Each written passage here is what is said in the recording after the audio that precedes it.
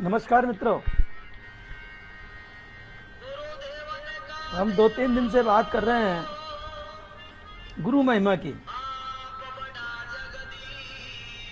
गुरु के बारे में हम बात करते हैं। 3 दिन 4 दिन हो गए। आज उसी श्रृंखला को हम आगे बढ़ा रहे हैं कि गुरु का क्या महत्व होता है। मित्रों, गुरु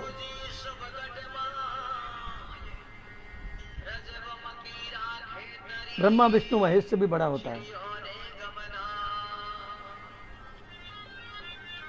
क्योंकि इन देवताओं को मिलाने के लिए भी गुरु की शरण में जाना पड़ता है। गुरु ही वहाँ का रास्ता बताते हैं।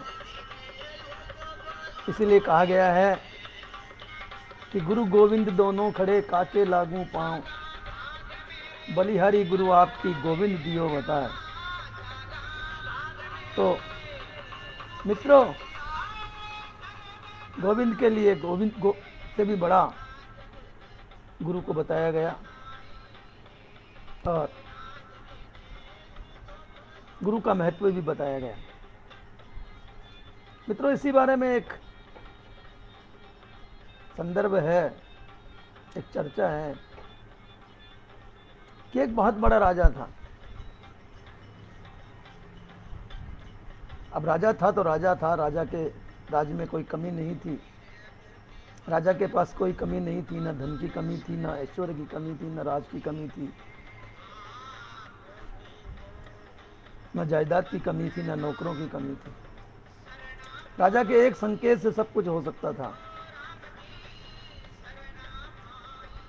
और राजा के पिताजी बचपन में ही शांत हो गए थे, इसलिए राजा को बचपन में ही राजगद्दी पे बैठा दिया गया था। और राजा फिर राज्य में इतना उलझा कि उसे सांसारिक ज्ञान तो आ गया, लेकिन आध्यात्मिक और विद्या ज्ञान नहीं पा सके। तो उन्होंने ज्ञान प्राप्त करने के लिए एक गुरु जी का इंतजाम किया और गुरु जी को बुला करके अपने महल में गुरु जी से रोज कुछ ना कुछ सीखने के प्रयास करते। गुरु जी भी उन्हें पढ़ाते। इस तरह से काफी समय व्यतीत हो गया, काफी अरसा बीत गया। फिर भी राजा के मस्तिष्क में गुरुदेव की एक भी बात समझ में नहीं आई। वे एक भी बात नहीं सीख सके, एक भी लेश मात्र भी ज्ञान उनको नहीं प्राप्त हुआ। तो उन्होंने अपनी पत्नी को कहा, रानी को कहा कि हे रानी, क्या करूं मैं रोज गुरुदेव से ज्ञान प्राप्त करता हूं, ज्ञान प्राप्त करने की कोशिश करता हूं, मन भी लगाता हूं और उनका दिया हुआ उपदेश भी अच्छी तरह सुनता हूं मन लगा करके, लेकिन फिर भी पता नहीं क्यों मुझे उनका बताया हुआ ज्ञान जो है वो संचित नहीं हो रहा है। मैं ज्ञान समझ नहीं पा रहा हूं। तो मित्रों, रानी ने कहा कि हे पति परमेश्वर, हे महाराज, आप एक दिन अवसर पाकर के गुरुदेव से ही इसका कारण पूछ लीजिए। मित्रों, समय व्यतीत होता गया। राजा गुरुदेव जी से शिक्षा लेते रहे, लेकिन वही हाल। उन्हें एक शब्द भी पल्ले नहीं पड़ा, उनके एक शब्द भी नहीं सीख सके, एक लाइन भी नहीं सीख सके। और एक दिन उन्होंने हिम्मत करके, अवसर पा करके अपने गुरु से पूछ ही लिया कि हे गुरुदेव, क्या कारण है कि इतने मास बीत जाने के बाद भी आप मुझे बराबर शिक्षा दे रहे हैं, बराबर मुझे ज्ञान प्रदान कर रहे हैं, लेकिन फिर भी मुझे ज्ञान प्राप्त नहीं हो रहा है। मुझे आपका एक शब्द भी याद नहीं है, मैं आपके एक भी लकीर का सबक नहीं सीख सका हूं। इसका क्या कारण है? तो गुरुदेव ने कहा कि महाराज, आप राजा हैं, बड़े हैं, मैं गरीब हूं,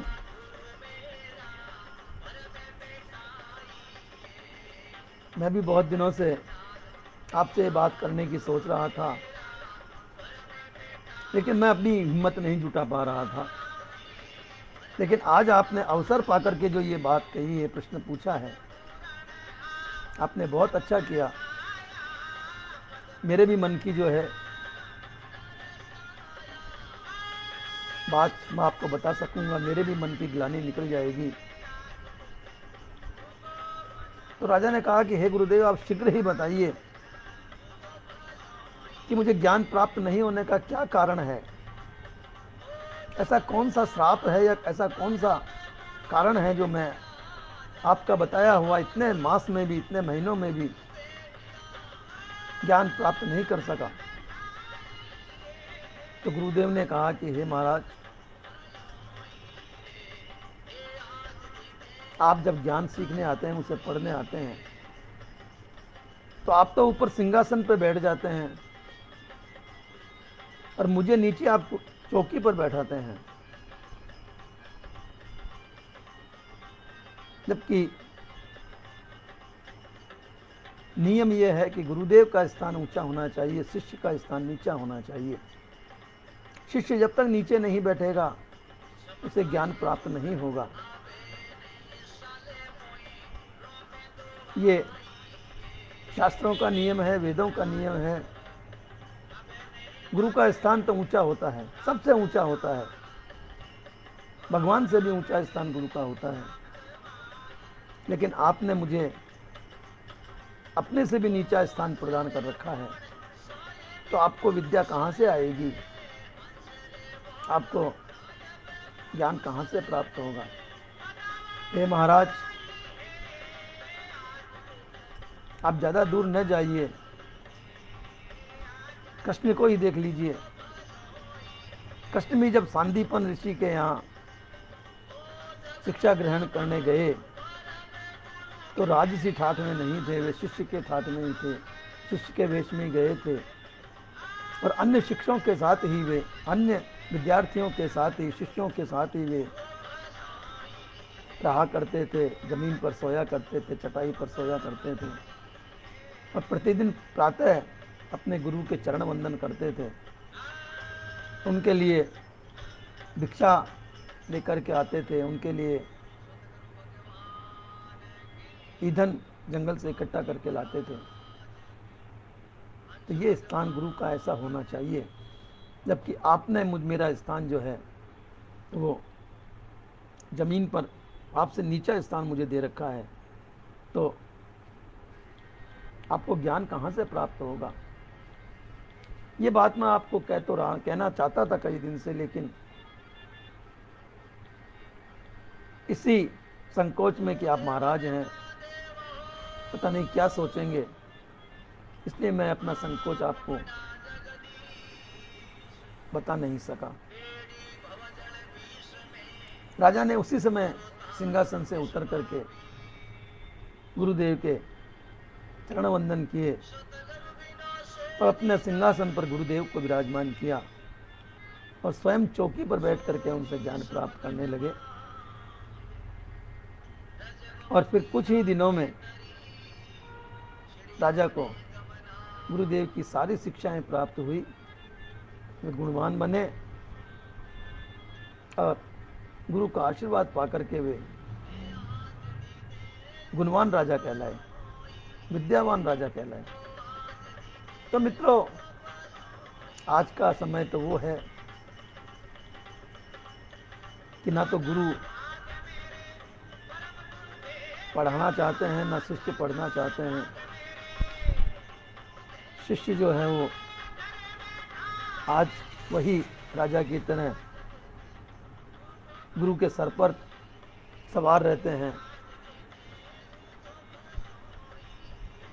गुरु को अनाप शनाप बोलते हैं। सम्मान करना तो दूसरी बात है, उनकी इज्जत करना तो दूसरी बात है। उन्हें प्रणाम तक नहीं करते, बल्कि उनसे मेरे पास शब्द नहीं है कहने के लिए कि वो किस तरह से अपने गुरु के सामने पेश आते हैं। और गुरु भी फिर जो है, अब गुरु नहीं रह करके व्यापारी बन गए हैं। वे भी नहीं पढ़ाना चाहते, जबकि पहले हमारे ज़माने में जब हम पढ़ते थे तो हमारे गुरुदेव, हमारे अध्यापक बड़े मन से, बड़े लगन से हमें पढ़ाया करते थे। और सायंकाल अपने घर बुला करके लालटेन की रोशनी में हमें निःशुल्क पढ़ाया करते थे। वे विद्या दान किया करते थे। तो गुरु का स्थान बहुत ऊंचा होता है। और राजा और गुरु की वार्ता सुनकर के तो ये स्पष्ट हो जाता है कि स्थानम प्रधानम, स्थान ही प्रधान होता है। राजा वही थे, गुरु वही थे,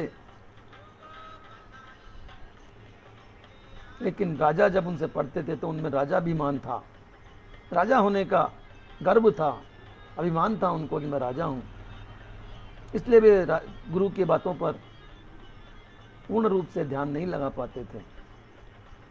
और गुरु को भी ये हिचक थी कि मैं गुरु होकर के भी इनसे नीचे बैठा हूं और ये शिष्य होकर के मुझसे ऊपर बैठे हैं। तो गुरु भी पूरी लगन से उन्हें नहीं पढ़ा पाते थे। तो मित्रों, गुरु का स्थान सबसे ऊंचा स्थान है। उच्च स्थान पर गुरु को विराजमान करना चाहिए। आज बस इतना ही। कल फिर एक नए प्रसंग के साथ, नए गुरु महिमा के साथ या किसी और प्रसंग के साथ फिर उपस्थित होऊंगा। कल रक्षाबंधन है। आप सभी को रक्षाबंधन की बधाई, सभी को रक्षाबंधन की शुभकामनाएं। मैं कल अवश्य पेश होना चाहूँगा, लेकिन अगर कोई विशेष परिस्थिति हो जाती है पर मैं नहीं आ पाता हूँ तो मैं क्षमा चाहूँगा। फिर उससे अगले दिन या उससे अगले दिन आपके सामने उपस्थित होऊंगा। तब तक के लिए आज्ञा। शुभ रात्रि। जय सिया राम, जय हनुमान, जय भारत, जय हिंदुस्तान।